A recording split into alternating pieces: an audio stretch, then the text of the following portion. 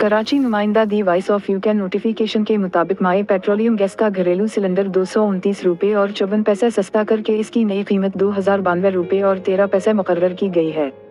जून में LPG cylinder की कीमत 2321 रुपये और 67 पैसे थी।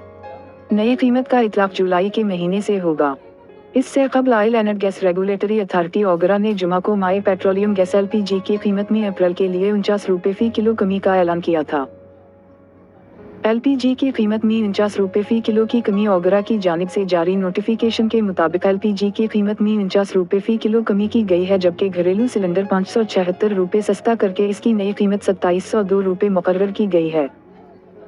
कमर्शियल सिलेंडर की कीमत 2214 रुपये फी किलो मुकर्रर की गई। याद रहे फरवरी में ओगरा ने एलपीजी की कीमतों में इजाफे का नोटिफिकेशन जारी किया था और घरेलू सिलेंडर पर सेल्स टैक्स बढ़ा दिया।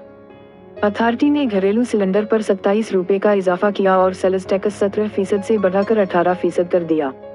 सेल्स टैक्स में इजाफे के बाद कीमत 321 रुपये पैसे फी किलोग्राम कर दी गई।